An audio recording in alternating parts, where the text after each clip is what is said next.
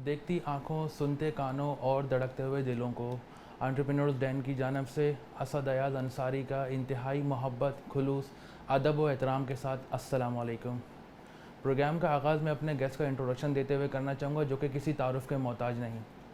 हमारे दरमियान मौजूद हैं CEO and vice chairman Tabani group of industries, the pride of Pakistan, mister Hamza Yaqub Tabani sahab. अस्सलाम वालेकुम सर। वालेकुम अस्सलाम वरहमतुल्लाहि वबरकातुहू। कैसे मिजाज हैं सर आपके? अल्हम्दुलिल्लाह। First of all I would like to welcome you mister Asad. हमारी ऑफ़िस पर आप आए और आपने ये इंटरव्यू हमारे लिए मुनक्कद किया।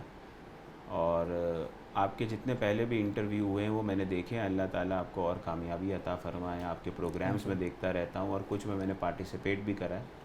तो अल्लाह ताला आपको और कामयाबी अता फ़रमाए। Thank you very much.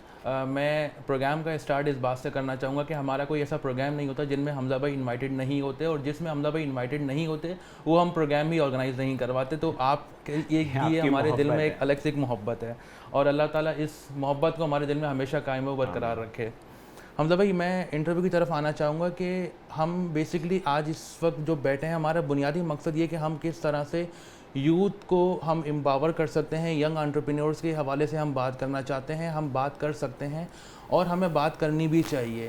Problem हमारी ये आती है कि हम यंगस्टर्स को किस तरह से प्रमोट कर सकते हैं और उनको बिज़नेस की तरफ, जॉब पेशावर जो हमारे एम्प्लॉयज़ हैं, उनको हम किस तरह से बिज़नेस की तरफ लेकर आ सकते हैं। मैं ये समझता हूँ कि पूरे पाकिस्तान के अंदर ही नहीं, पूरी दुनिया के अंदर यूथ का एक बहुत इम्पोर्टेंट रोल होता है। बिल्कुल। किसी भी मुल्क की डेवलपिंग इकॉनमी के अंदर से लेकर उस नेशन की बिल्डिंग तक पूरे यूथ का ही उसके अंदर इन्वॉल्वमेंट होती है। और उसका अगर यूथ आपकी पॉजिटिव डायरेक्शन के अंदर चल रही है तो मुझे लगता है कि वो दुनिया बहुत जल्दी, वो मुल्क तरक्की कर लेता है दुनिया बिल्कुल। के अंदर। हमारी यूथ जो है वो अल्हम्दुलिल्लाह one of the best youth है पाकिस्तान बिल्कुल। की। अगर आप उसकी सक्सेस स्टोरीज़ को देखें, आप उनकी कामयाबी को देखें, तो बहुत सारे दुनिया के अंदर अच्छी अच्छी जगहों के अंदर हमारे ही यूथ जो है वो आगे बढ़ी है। आज जो कि बिल्कुल ही जदीद दौर है, आर्टिफिशियल इंटेलिजेंस का दौर है, डेटा का दौर है, हर चीज़ ऑनलाइन है। पूरी पूरी दुनिया की डायनेमिक्स इस कोविड के बाद बहुत तेज़ी से बदल गई है। और मैं ये समझता हूँ कि ये अभी सिर्फ इब्तदा है, यानी ये अभी सिर्फ स्टार्ट हुई हैं चीज़ें। आगे जाके मॉडर्नाइजेशन, कंप्यूटराइजेशन, ये सारी चीज़ें इतनी बढ़ जाएंगी कि मैं और आप तो जो है ना वो एक तरीके से ऑब्सलीट होते हैं ना। लोग बोलेंगे कि आपको क्या पता कि क्या हो रहा है। बिल्कुल ऐसा ही है। आज हम ये थोड़ा मोड़ा व्हाट्सएप और ये फेसबुक और सोशल मीडिया, ऑनलाइन न्यूज़ पढ़ के हम अपने आप को बहुत समझते हैं कि हमने बड़ा अपडेटेड है हम।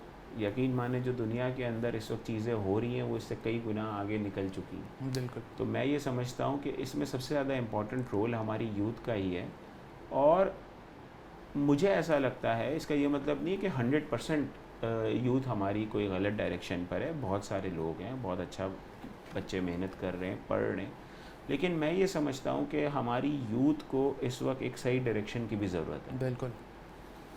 इसलिए कि उनका डायरेक्शन जो है ना वो थोड़ा सा भी आज के इस कॉम्पिटिटिव वर्ल्ड के अंदर लेफ़्ट राइट हुआ, थोड़ा सा भी डेविएट हुआ ना, तो वो उनके लिए आगे जाके मुश्किलात आएंगी। जैसे मैं आपको एक एग्जांपल दूं कि आज के इस जदीद दौर के अंदर मेरा छोटा भाई कंप्यूटर साइंस पढ़ रहा है और वो यूके के अंदर एक कॉलेज के अंदर पढ़ रहा है। तो मैंने जब वो पहली दफ़ा आज से 2 साल पहले जब वहाँ गया था, तो जब वो वापस आया पहले 2-3 महीने में, तो मैंने उससे पूछा कि तुम्हें क्या लगता है क्या हो रहा है। मेरे छोटे भाई, वो हाफिज़ कुरान भी, अब्दुल वासे उसका नाम है। तो मैंने बोला कि बेटा तुम्हें क्या लगता है क्या डिफरेंस है। तो बोला, हमज़ा भाई, जो चाइनीज़ है ना, जो हम पहले 3 महीने में पढ़ रहे हैं ना, उन्होंने आखिरी 3 महीने तक का सिलेबस अपना पूरा कवर करके चाइना से आए। वो सिर्फ यहाँ ये डिग्री लेने आए और वो सिर्फ एक आउट ऑफ चाइना एक एक्सपीरियंस लर्न करने आए। पढ़ा हुआ उन्होंने सारा है। सब कुछ है। यानी उनका जो करिकुलम है, उनका जो कोर्स है, वो कितना एडवांस चल रहा है। तो मैं ये समझता हूँ कि हमारा जो पूरा स्कूलिंग का सिस्टम है उसको बहुत ज़्यादा रिवैम्प करने की ज़रूरत है, उसको अपग्रेड करने की ज़रूरत है। उसके अंदर बहुत सारी चीज़ें प्रैक्टिकली लोगों की, देखें हम बुक्स तो पढ़ा देते हैं, कोई भी बच्चे की हम कम्युनिकेशन स्किल्स पे वर्क नहीं करते, हम उसकी प्रैक्टिकल लाइफ पे वर्क नहीं करते। एक स्कूल में बच्चा जाता है तो बहुत हम ज़्यादा से ज़्यादा एक डिबेट करवा लेते हैं, एक स्पोर्ट्स डे करा लेते हैं साल के अंदर, और हम समझते हैं कि बहुत सारा हो गया। लेकिन मैं ये समझता हूँ कि बहुत सारी पर्सनल ग्रूमिंग से लेके आपकी कॉन्फिडेंस बिल्डिंग से लेके कम्युनिकेशन, देखिए communication is the key of success. Very true. अगर एक बंदा बहुत अच्छा कम्युनिकेट कर लेगा, उसके अंदर सेल्फ कॉन्फिडेंस होगा तो ही कम्युनिकेट कर बिल्कुल सकेगा ना, ऐसा ही, वरना नहीं कर बिल्कुल सकेगा। बिल्कुल वरना वो 100 लोगों के अंदर जाके परेशान होगा कि मैं बिल्कुल। कहाँ आ गया हूँ। उसको पैनिक अटैक हो रहे होंगे, उसको एनजाइटी हो रही होगी, या कोई अपने आप को बिल्कुल ही अलूफ कर लेगा, कोने पे जाके खड़ा हो जाएगा। तो मैं ये समझता हूँ कि हमें ये बहुत सारे अपने जो कोर्सेज़ हैं उसको अपग्रेड करने की ज़रूरत है, और इसमें आज के जो लेटेस्ट जदीद दौर जो है उसके हिसाब से उन चीज़ों को इनकॉर्पोरेट करने की ज़रूरत है।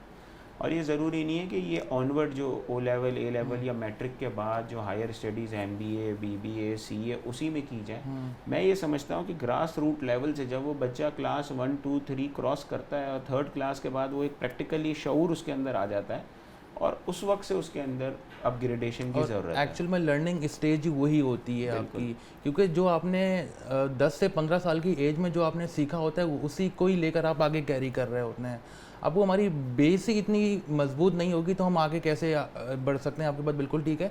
आपने जैसे स्कूलिंग की बात की, आपने कोर्स एक्टिविटी की बात की आपने, तो आपको क्या लगता है बीइंग अ बिजनेसमैन कि हमारी स्कूलिंग, हमारी जो एजुकेशन बैकग्राउंड है पाकिस्तान का इस वक्त करंटली, जो हमारी चाहे वो आप हमें मैट्रिक तक की एजुकेशन आप ले लें, आप इंटर की एजुकेशन ले लें, आप ग्रेजुएशन एंड मास्टर्स की एजुकेशन ले लें, चाहे वो आप किसी भी फील्ड में हो, चाहे वो बिज़नेस की फील्ड में हो या फिर इंजीनियरिंग फील्ड में हो या फिर वो मेडिकल फील्ड में हो, कोर्स और हमारा एक जो कम्युनिकेशन गैप है इंडस्ट्रीज़ और एक एकेडमिया के बीच में, कि हमें जो एकेडमिक्स में जो पढ़ाया जा रहा है वो टेक्नोलॉजी हम 10 साल या 20 साल पहले पाकिस्तान की इंडस्ट्रीज छोड़ चुके हैं।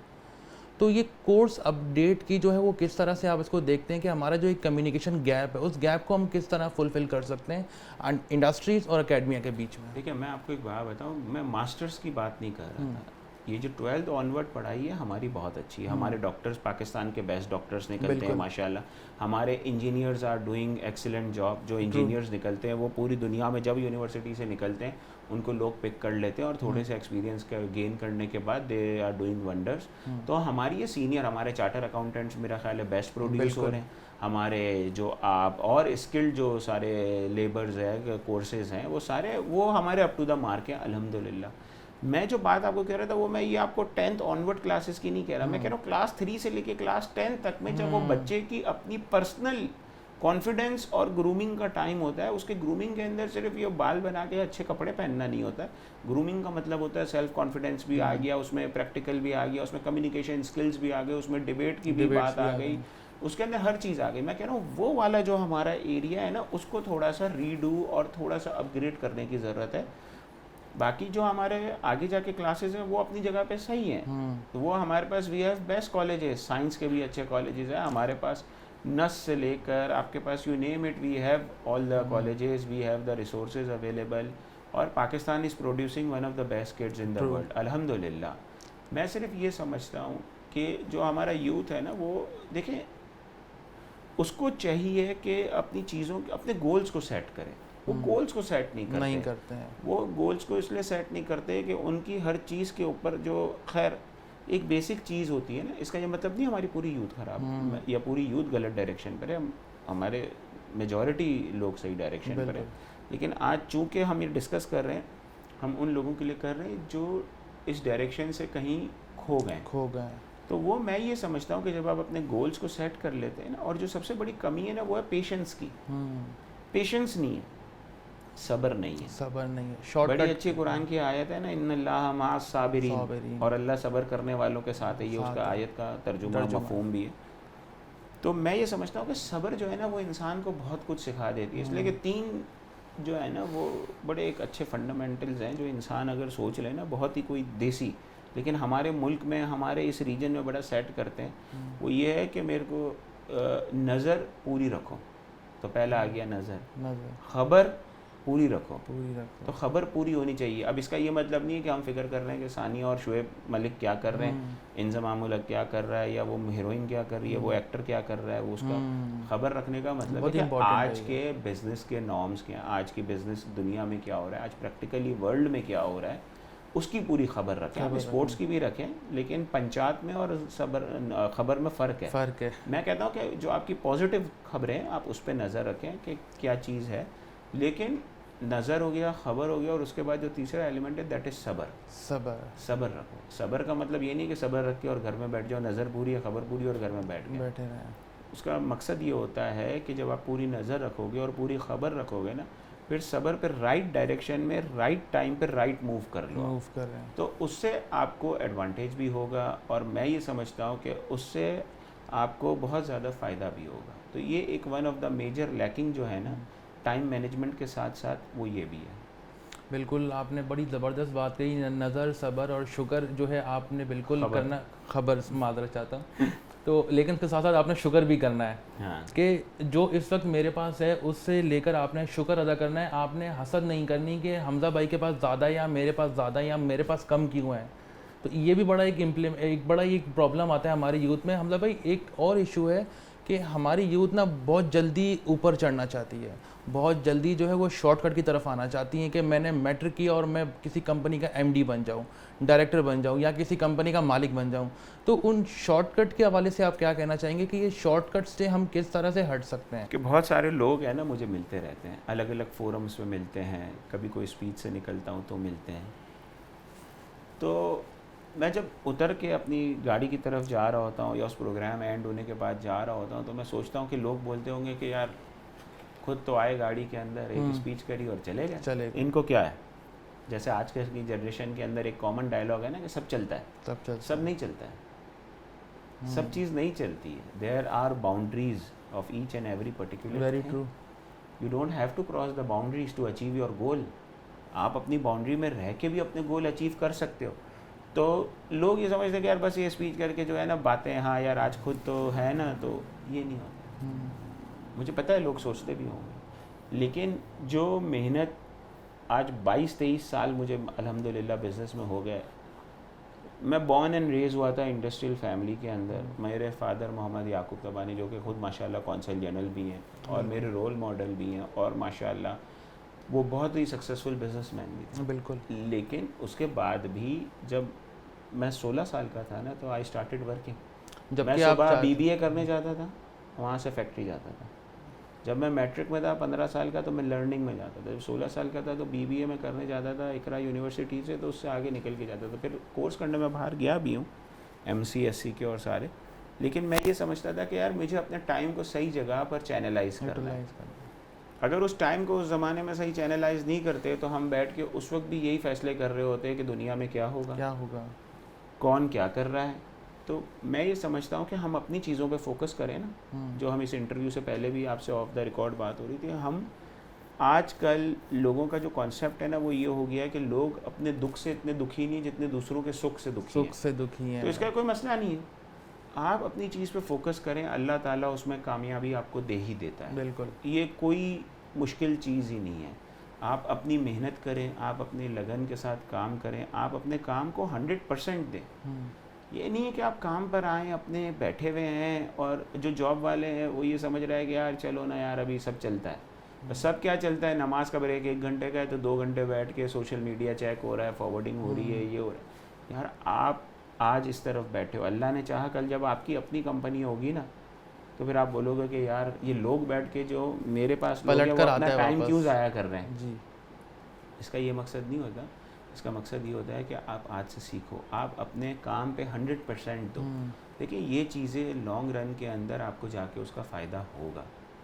तो मैं ये समझता हूँ कि हमें इस हिसाब से अपनी मेहनत और करना चाहिए कि आगे जाके कोई भी चीज़ जो है ना, देखिए अल्लाह ताला कहता है कि मेहनत करो, उसमें बरकत डालना मेरा काम है। मफ़हूम है इस बात का।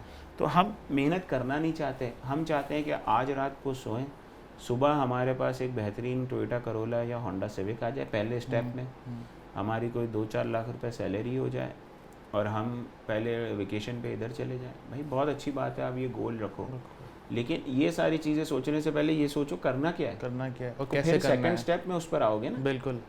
ये तो आप देखें ना कि बस उसके अंदर जो है ना, आपको जब तक मैंने आपको पहले बोला ना, नज़र पूरी होगी तो आपको पता चल जाएगा कि मार्केट में क्या बिज़नेस हो। खबर पूरी होगी तो अपडेट आ जाएगी किस बिज़नेस में लॉस होता है, किस में नफ़ा होता है। और सब्र का मतलब ये हो जाता है कि आप अपने टाइम को चैनलाइज करके आप सब्र के साथ उस राइट मूव को करोगे तो आप अपने गोल्स को अचीव कर लोगे। ये मैं ये समझता हूँ। हमला भाई मुझे ये बताइएगा, जिस तरह से आपने बताया कि आप जो है वो इंडस्ट्रीज बोर्न है, राइट। आपकी जो फैमिली बैकग्राउंड है वो शुरू से ही एक कारोबारी मराकज़ में जो है उनकी सरगर्मियाँ चलती रहती हैं। आप चाहते तो आप ग्रेजुएशन मास्टर्स करने के बाद सुकून की लाइफ जी सकते थे पाकिस्तान में, पाकिस्तान से बाहर रहते हुए भी। ऐसी क्या ज़रूरत पड़ी कि आप खुद बिज़नेस में आए, और जैसा कि आपने बताया कि आप 16 साल की ही एज से आप इंडस्ट्री की तरफ ने आपने जो है वो अपना एक सर्कुलर बनाया कि मुझे इस टाइम के बाद मुझे ये टाइम जो है मुझे अपनी इंडस्ट्री को देना है। तो आप चाहते कि आप सुकून की लाइफ जी सकते थे, लेकिन आपने ऐसा क्या सोचा कि मुझे भी बिज़नेस की तरफ आना चाहिए? और क्योंकि जब हम बात कर रहे हैं यंगस्टर्स की, ये प्रोग्राम ऑर्गेनाइज करवाने का बेसिकली बुनियादी मकसद भी यही कि हम किस तरह से यंगस्टर्स को प्रमोट करें, और इसी वजह से ही हमने यंगस्टर्स को ही ऑन बोर्ड लिया है। देखिए, मैं ये समझता हूँ, या मेरी अपनी जो अपब्रिंगिंग थी उसके हिसाब से, या आप ये समझें कि मुझे शौक़ भी बहुत था कि यार ये जो होता है ना कि बैठ के नहीं खाना है, कुछ ना कुछ करके दिखाना है। जैसे है ना कि आधी रोटी खाएंगे बच्चों को पढ़ाएंगे, तो उसका मकसद ये नहीं होता कि आधी रोटी खा रहे हैं प्रैक्टिकली, उसका मकसद ये होता है कि अपने फजूल खर्चे बचा के बच्चों को अच्छी एजुकेशन दे दो, जो आजकल हर माँ बाप का होता है कि थोड़ा सा इस जगह पे कॉम्प्रोमाइज़ कर लो ताकि बच्चों को अच्छी एजुकेशन मिल जाए, थोड़ा उधर कॉम्प्रोमाइज़ कर लो ताकि इनकी अच्छी जगह ये लाइफ में सेटल हो जाए। तो मेरा अपना ये था कि मुझे बिज़नेस करने का शौक़ भी था, प्लस मुझे ये था कि अपने टाइम को मुझे वेस्ट नहीं करना है। तो इसीलिए मैंने टेक्सटाइल से शुरू करा, जो मेरा उस वक्त फादर का टेक्सटाइल का बिज़नेस था। उसके बाद टेक्सटाइल के बिज़नेस के बाद फिर जो हमारी अपनी एयरलाइन थी एयर एशिया, जो क्या कहते हैं, मेरे फादर चेयरमैन थे, उसके ऊपर मैंने कुछ एरियाज संभाले। फिर आखिरी 3 साल में उसको CEO की तरह I was heading the operations airline का। उसके बाद जो है ना, मैंने जाके अपना पूरी फील्ड चेंज कर दी। तो आज अल्हम्दुलिल्लाह हम कंस्ट्रक्शन का काम कर रहे हैं, हम ऑयल एंड गैस में काम कर रहे हैं। गैस के अंदर हम टर्न की बेसिस पे पूरे प्लांट्स लगा के दे रहे हैं, गैस के एक्सप्लोरेशन, और इस पर हम काम कर रहे हैं। आज सॉफ्टवेयर हाउस हम अपना वाई टेक के नाम से चला रहे हैं अल्हम्दुलिल्लाह। हम दूसरी भी जो डंपर्स, मूवर्स और ये सारी चीज़ों के अंदर हम सप्लाई कर रहे हैं, और गवर्नमेंट को और बहुत सारे प्रोजेक्ट्स के अंदर हम कर रहे हैं। तो ये सब चीज़ें नामुमकिन नहीं होती हैं अगर आप उसके पीछे एक डायरेक्शन में वर्क करते रहो। तो बस उसमें हम मेहनत करते हैं, और उसमें रिस्क का मालिक तो अल्लाह ताला है। हमजा भाई, what was the most important part of your business journey? आपकी बिजनेस जर्नी का सबसे सक्सेस पार्ट कौन सा है कि यार ये मैंने किया और उसके बाद मेरी ज़िंदगी बदल गई? देखिए, मैं आपको एक बात बताऊं, मैं ये समझता हूं कि ज़िंदगी के अंदर है ना, आपको हर मिनट पे चैलेंजेस भी आते हैं। बिल्कुल।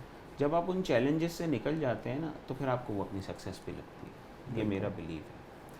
मुझे ये लगता है कि सक्सेस मेरी ये है कि आज मेरे वालिद जो हैं मोहम्मद याकूब तबानी, वो हमारी चीज़ों को देख के खुश होते हैं। जब आपके वालिदैन खुश होते हैं ना, तो उससे बड़ी सक्सेस कोई भी नहीं होती है। बिल्कुल। तो मेरी नज़र के अंदर वो मेरी सबसे बड़ी सक्सेस है। तो बिज़नेस के अंदर है ना, लोग प्रॉब्लम्स में भी घबरा जाते हैं। आप जितने बिज़नेस हाउसेस देखेंगे ना, वो कभी भी एक लेवल पे नहीं चल रहे होते। वो ECG की तरह ऊपर नीचे ऊपर नीचे ऊपर नीचे, अप एंड डाउन होता है। अच्छा, अप एंड डाउन का मतलब फाइनेंशियल अप एंड डाउन नहीं होता सिर्फ। यहाँ लोगों को बोलें कि यार हमने एक बहुत टफ टाइम देखा, तो लोग फ़ौरन ये करते हैं कि नहीं यार ये तो फाइनेंशियल नहीं होता। अप एंड डाउन के अंदर बहुत सारी चीज़ें होती हैं, बहुत सारे फैक्टर्स होते हैं, जिसके अंदर ये होता है कि बिज़नेस प्रॉब्लम्स आ गए, बिज़नेस की चीज़ें आ गई। मैं ये समझता हूँ कि मेरी सक्सेस ये है कि आज अल्हम्दुलिल्लाह मेरा स्टाफ जो है ना, वो मेरी स्ट्रेंथ है। ट्रू, 100%। मेरा जो स्टाफ है वो मेरी स्ट्रेंथ है, इसलिए वो मैं इस बात को कहता हूँ कि वो मेरे साथ इस बिज़नेस के अंदर, वो उस बिज़नेस को अपना समझ के ओन करें। तो ये मैं समझता हूँ कि मेरी सक्सेस ये है कि मेरा एटीट्यूड उनके साथ इतना पॉजिटिव है, और उनका एटीट्यूड बिल्कुल मेरे साथ भाइयों की तरह है, और इतना ही पॉजिटिव है।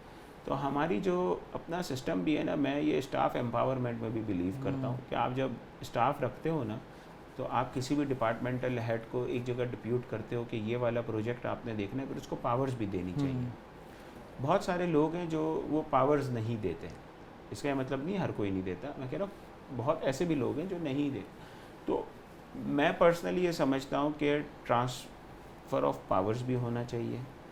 आप देखें फैमिलीज़ के अंदर भी ट्रांसफ़र ऑफ पावर ऐसे होना चाहिए कि जब बड़ा एक सर्टन एज पे पहुँच रहा है, तो वो छोटों को पावर्स देना शुरू करे। अब आज अल्हम्दुलिल्लाह आई एम 41, तो once I will start crossing 48, but you actually look like 18 years old। Thank you, you made my day. तो जब वो 48 49 में क्रॉस करना शुरू करूँगा तो ऑब्वियसली मैं वो बात नहीं रहती है बंदे के अंदर, तो वो जो ट्रांसफ़र ऑफ पावर है ना वो देना चाहिए। फिर लोगों के अंदर इशू ये आता है कि जो मैं ये करता हूँ कि मैं अपने लोगों को, जो उनके डिपार्टमेंटल मेरे हेड्स हैं ना, मैं उनको बोलता हूँ कि अगर कोई प्रॉब्लम है ना तो उसके सोल्यूशन को ढूंढो।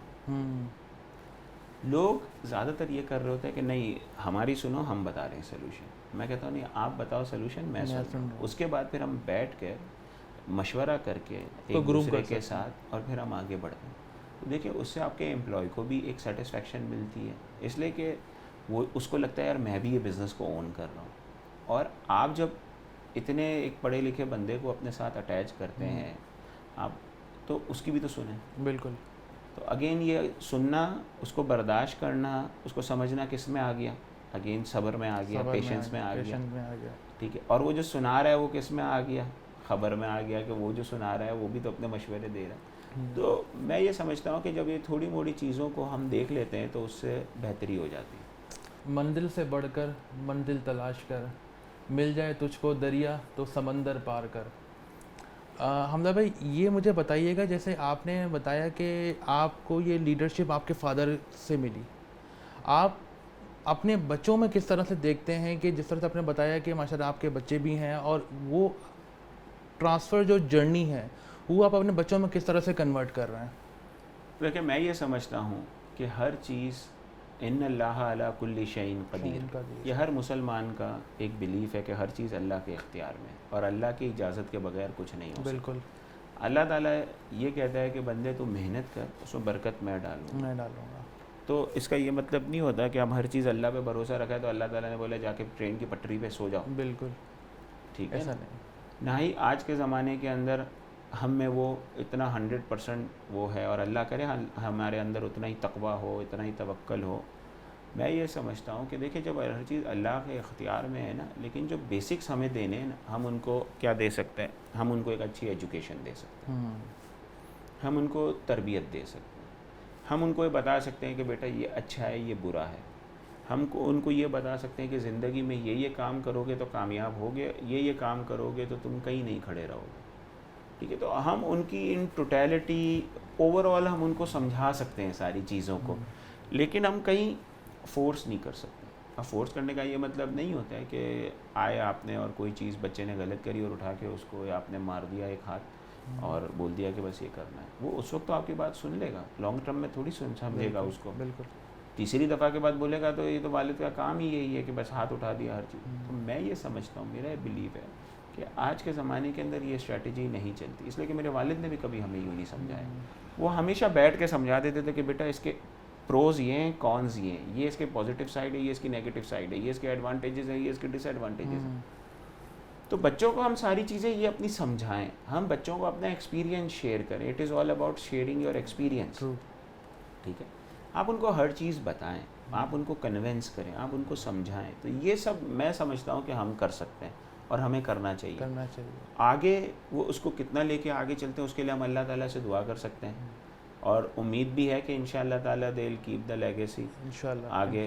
तो बाकी आप उनको ये सारी चीज़ें समझा ही सकते हैं और बता सकते हैं, लेकिन आई होप कि इंशाअल्लाह वो कर लेंगे, इसलिए कि मेहनत भी करते हैं, पढ़ भी रहे हैं माशाअल्लाह। आपकी तो मुलाकातें भी हुई हैं उनसे, अल्लाह उनको नज़र बद से बचाए, हासिदीन के हसद से बचाए और इनको कामयाबी अता फरमाए ईमान के साथ। ईमान के साथ, ये बहुत आपने बहुत अच्छी बात कही कि उनको कामयाबी नसीब करे ईमान के साथ, क्योंकि कामयाबी तकब्बुर के साथ ना करें, क्योंकि तकब्बुर इंसान को जो है ना वो अल्लाह ताला इतनी ही तेज़ी से गिरा देते हैं जितनी तेज़ी से इंसान खड़ा हो सकता है।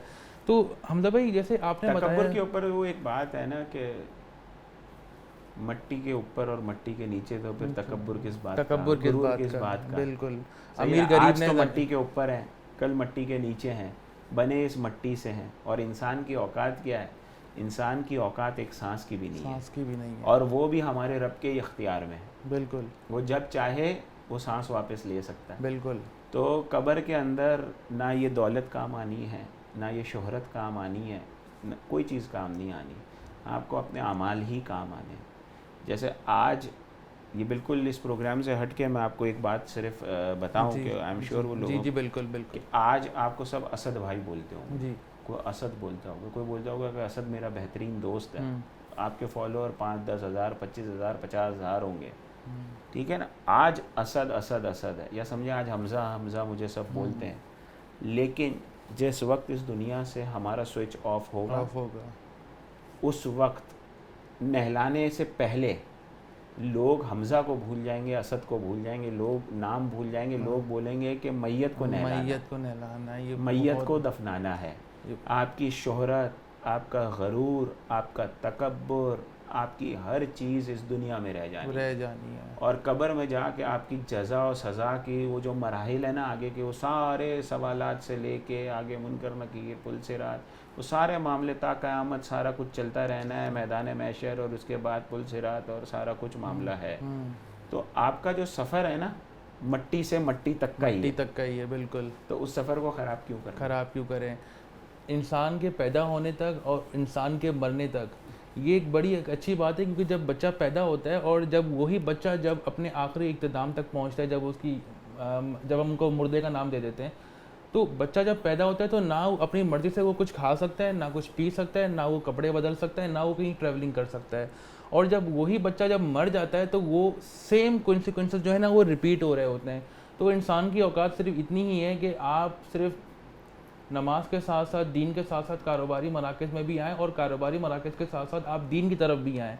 हमज़ा भाई, ये आजकल के जो हमारे यंगस्टर्स हैं, क्योंकि मेरा यूथ में बहुत ज़्यादा इंटरेक्शन रहता है और आपका भी माशाल्लाह जिस तरह से मैं देखता हूँ कि आप बहुत ज़्यादा यूथ के साथ इंगेज रहते हैं किसी न किसी प्रोग्राम में, मीडिया के थ्रू, चाहे वो हमारे CSR एक्टिविटी के थ्रू, यूनिवर्सिटीज़ के थ्रू, आपका नौजवानों के साथ इंटरेक्शन रहता ही है किसी न किसी फोरम पे भी। टेक्नोलॉजी की अगर हम बात करते हैं तो टेक्नोलॉजी के दो कॉन्सिक्वेंसेस हैं कि एक पॉजिटिव और नेगेटिव। टेक्नोलॉजी हमने आजकल के बच्चों में दे दी, उसका सही और गलत इस्तेमाल हमारे जो यंगस्टर्स हैं, बच्चे हैं, उन्होंने करना है। तो आप क्या समझते हैं कि टेक्नोलॉजी का हम फ़ायदा उठाते हुए हम अपने बिजनेस को किस तरह ग्रो कर सकते हैं? ये मैं उन यंगस्टर्स की बात कर रहा हूँ जो अभी स्टार्टअप की तरफ आना चाह रहे हैं या जो आ चुके हैं। देखिए, मैं ये समझता हूँ कि टेक्नोलॉजी एडवांसमेंट बहुत अच्छी चीज़ है और आपके पास इसके अलावा कोई हल भी नहीं। आज कोविड के अलावा भी, कोविड ने ज़िंदगी के अंदर बहुत कुछ सिखा दिया। 100%। हर चीज़ अब ऑनलाइन हो गई है। आप देखें कि आपको ग्रॉसरी से लेके ये सारी चीज़ें, हम जब क्रॉस अटलांटिक और हम जब दूसरी कंट्रीज़ में जाते थे तो वहाँ देखते थे, लेकिन आज ये सारी पाकिस्तान के अंदर भी आ गई है। हर चीज़ ऑनलाइन। आप देखें कि दुकानदारों की सेल, कपड़ों से लेके, जूतों से लेके, मेडिसिन से लेके, हर चीज़, हमारी एजुकेशन ऑनलाइन हो गई, हर चीज़। पूरा साल जूम पे क्लासेस हुई हैं, पूरा साल गूगल होमवर्क क्लासेस सबमिट उस पर हुए हैं, होमवर्क उस पर सबमिट हुए हैं। देखें, मैं वापस से कहूँगा कि हमारी यूथ को टाइम मैनेज करने की बहुत ज़रूरत है और उस टाइम को इनको सही चैनलाइज करने की ज़रूरत है। अब ऑनलाइन हर चीज़ आ रही है ना, तो इसी ऑनलाइन में से अपने स्टार्टअप्स बनाएं, रादर दैन उस प्लेटफॉर्म्स पे बैठ के आप एक दूसरे उलमाए कराम पर मजाक बनाएं, मीम्स बनाएं, आप मस्तियाँ करें, आप इन पॉलिटिशियंस के मजाक बनाएं। भाई, आप अपने फ्यूचर पे फोकस करें। जब इलेक्शन का टाइम आए, आपको जिसको वोट देना है आप अपने वोट दें, वोट आपका इख्तियार है। मैं किसी के अगेंस्ट कोई कैंपेन चलाने नहीं बैठा ना। आप अच्छा, आपको कोई भी रिलीजियस जिस मकातब फ़िक्र को आप फॉलो करते हैं, आप जाएं, उनकी महफिल अटेंड करें, जो बयान सुनना है सुने, जिधर नात सुननी है सुने, जिधर आपने जो भी चीज़ है आप उसको करें, लेकिन खुदारा अपना वक्त इन मीम्स बनाने में, सोशल मीडिया के इन प्लेटफॉर्म्स पे ज़ाया ना करें। आप उसी प्लेटफॉर्म का पॉजिटिव यूज़ करें। देखें, अगर एक उलमाए कराम फेसबुक पर बयान देता है ना, तो वो उसका पॉजिटिव यूज़ ले रहा है ना, वो बयान से अपने पूरी दुनिया को कनेक्ट कर रहे हैं। तो आप ऐसी कोई चीज़ करें जिससे आप पूरी दुनिया को कनेक्ट कर रहे हो। आप उसमें से, अच्छा, आप ऑनलाइन केस स्टडीज़ को देखें, ऑनलाइन दुनिया में हो क्या रहा है। एक ज़माने के अंदर जब हम पहले देखते थे ना, तो फैक्स होता था, बिल्कुल, टेलेक्स, फैक्स। हमारे बचपने में, मेरे वक्त में जब मैंने 96 में बिज़नेस शुरू हुआ तो उस वक्त ईमेल आया। ईमेल के लिए भी पहले हमें वो ISP की कंपनी को कनेक्ट करना पड़ता था। तो वो नॉर्मल फ़ोन लाइन होती थी, फ़ोन लाइन लगाते थे कंप्यूटर से और वो कनेक्ट होती थी। आज लॉन्ग प्रोसेस होता, कैमरा अलग होता था, मोबाइल अलग होता था, डिजिटल डायरी अलग होती थी, लोगों के पास अलार्म क्लॉक अलग होता था, हर चीज़ अलग होती थी।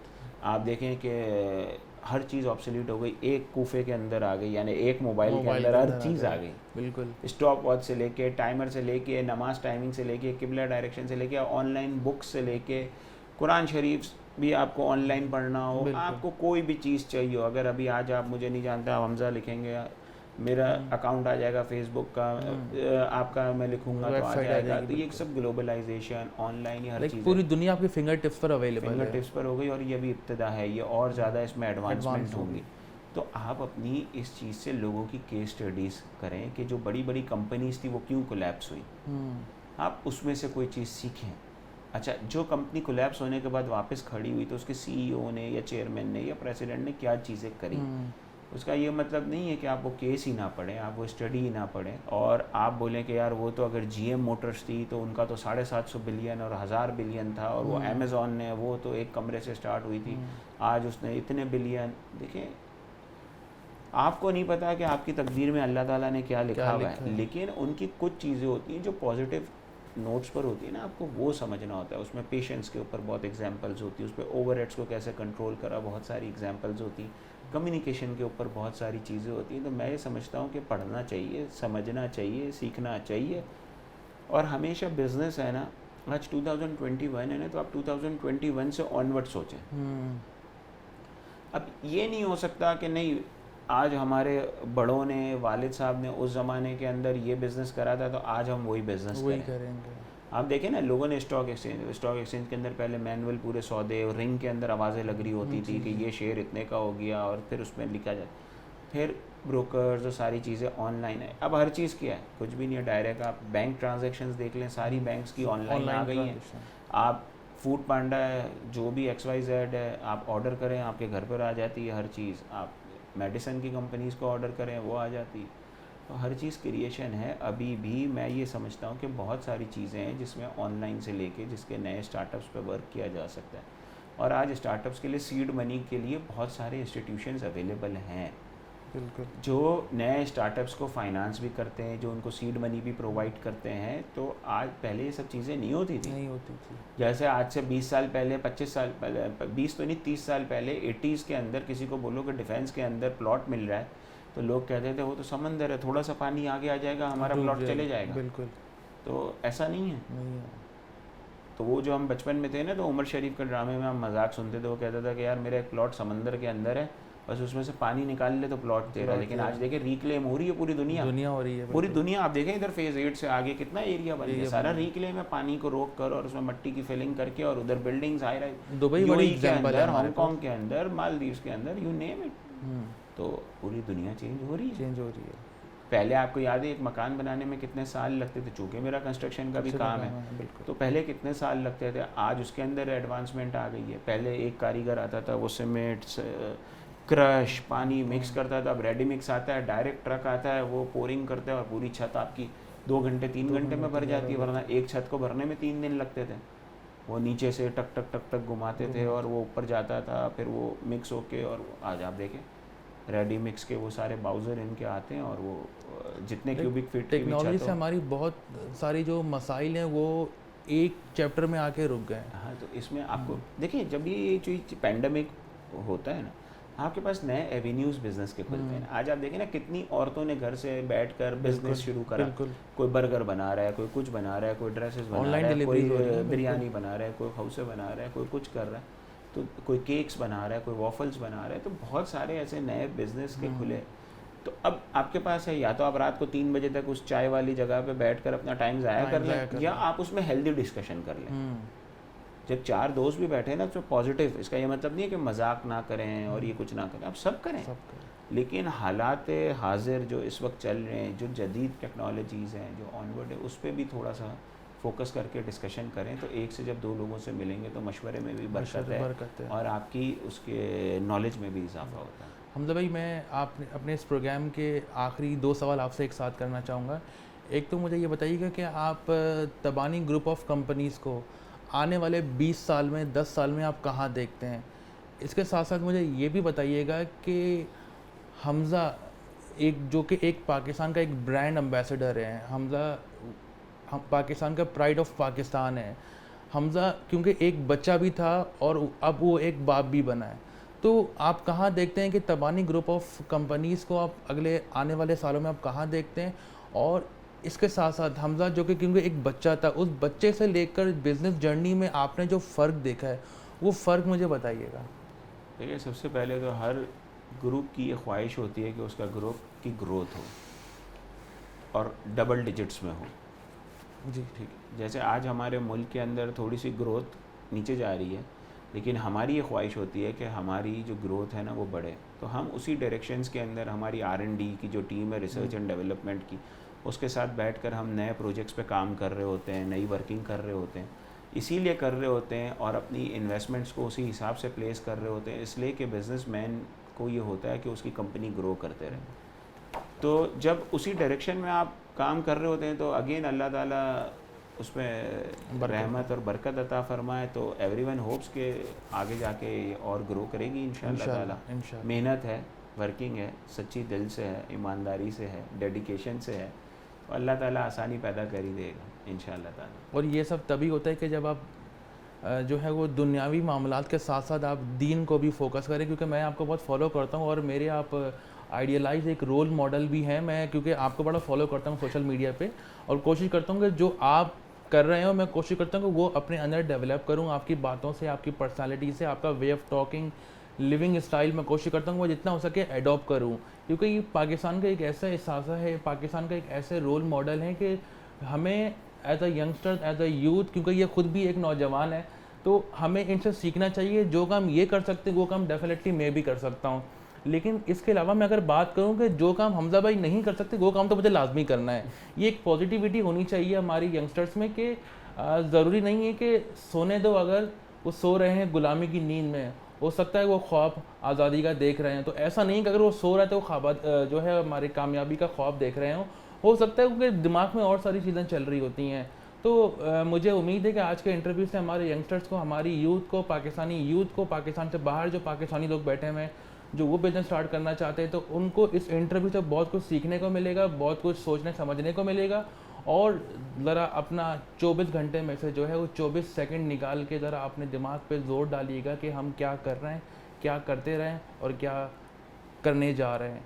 बहुत शुक्रिया। मैं उम्मीद करता हूँ कि हमारे तमाम व्यूअर्स को, हमारे तमाम जो हमारे फॉलोवर्स हैं उनको ये आज का इंटरव्यू बहुत पसंद आया होगा, और मुझे उम्मीद है कि आप सब अपना फीडबैक, चाहे वो पॉजिटिव फीडबैक हो, इसमें कोई नेगेटिव फीडबैक हो, या फिर आप कोई हमें अपना सजेशन देना चाह रहे हैं, तो हमारे कमेंट सेक्शन में जाके हमें तमाम चीज़ें आप अपने आगाह करें, ताकि हम अपने आने वाले इंटरव्यूज़ में मज़ीद उसमें इम्प्रूवमेंट लेकर आ सकें। बहुत शुक्रिया असद अयाद अंसारी और पूरी टीम की जानिब से आप सबका बहुत शुक्रिया। Thank you very much. अपना बहुत ख्याल रखिएगा, क्योंकि कौम को आपकी बहुत ज़रूरत है। Thank you very much. Thank you.